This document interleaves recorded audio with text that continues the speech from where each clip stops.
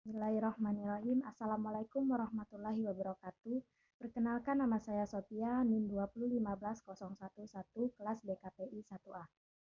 Baiklah, di sini saya akan menjelaskan hasil analisis saya untuk memenuhi tugas dari Bapak Gustin MPD mata kuliah Pancasila. Yang pertama yaitu analisis peran Pancasila bagi masyarakat Indonesia 4.0 terhadap sistem demokrasi masa kini. Dan yang kedua yaitu analisis kondisi partai politik dan pemilu masa kini dan masa yang akan datang. Baiklah, yang pertama yaitu analisis peran Pancasila bagi masyarakat Indonesia 4.0 terhadap sistem demokrasi masa kini. Era global atau yang sekarang turunannya dikenal dengan era industri 4.0 ternyata membawa dampak luar biasa bagi tatanan kehidupan berpolitik dan sistem demokrasi masa kini.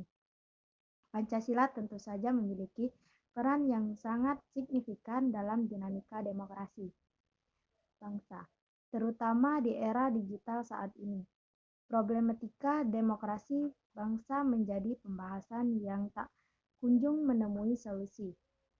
Pada saat ajang pemilu tiba, di saat itulah kesadaran demokrasi sesuai dengan nilai-nilai Pancasila akan diujinya. Saat ini, Pancasila dan demokrasi harus saling menguatkan. Semestinya demokrasi yang dijalankan merujuk ajaran-ajaran Pancasila.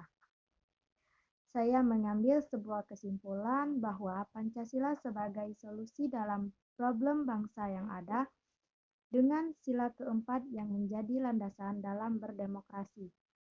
Sistem demokrasi Pancasila justru menjadi karakter asli masyarakat Indonesia, yakni terserap dalam sistem gotong royong. Maka dari itu, perlu menjadi perhatian bagi seluruh masyarakat Indonesia generasi 4.0 bagaimana menghidupi nilai-nilai Pancasila demi terwujudnya kehidupan politik yang damai dan bermufakat terhadap sistem demokrasi masa kini. Dengan begitu, seluruh masyarakat Indonesia perlu menjunjung tinggi nilai-nilai yang terkandung dalam Pancasila, serta harus memahami dan mengerti fungsi dan peran Pancasila dengan baik.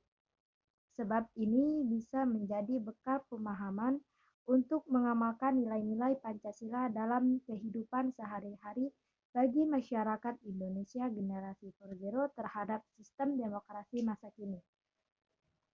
Baiklah, yang kedua yaitu analisis kondisi partai politik dan pemilu masa kini dan masa yang akan datang. Kondisi partai politik dan pemilu Indonesia saat ini bisa dibilang sedikit maju dan tersusun sejalan dengan apa yang diharapkan pemerintah politik. Di Indonesia biasanya ditandai dengan rakyat sebagai pemilihnya. Dengan adanya pemilu, rakyat dapat mengeluarkan hak suaranya untuk menentukan hak pilihannya. Dengan adanya pemilu, bahwa politik di Indonesia bisa dibilang sangat sejalan dengan harapan rakyat tanpa ada unsur paksaan.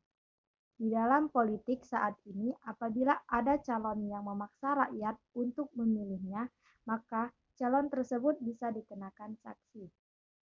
Dapat kita lihat dari sini, politik di Indonesia sangat menghargai suara dari rakyat. Seperti yang kita ketahui, politik di Indonesia bisa juga memberikan aspek positif maupun negatif.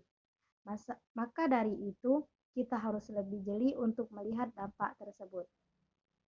Pemilu saat ini lebih baik dari era Orde Baru. Salah satunya terkait lembaga pengawasan pemilu. Selain itu, tak ada lembaga survei yang menimbang-nimbang dukungan. Hasil survei lembaga akan tetap pro pemerintah. Dan semoga kondisi partai politik dan pemilu masa kini akan terus berjalan dengan baik dan untuk masa yang akan datang menjadi lebih baik lagi. Baik, itulah hasil analisis saya. Maaf jika ada salah kata dan banyak kekurangan dalam penyampaian saya. Selebihnya saya mohon maaf, kepada Allah saya mohon ampun. Semoga ini bisa bermanfaat untuk kita semua. Amin ya rabbal alamin. Saya ucapkan terima kasih. Wassalamualaikum warahmatullahi wabarakatuh.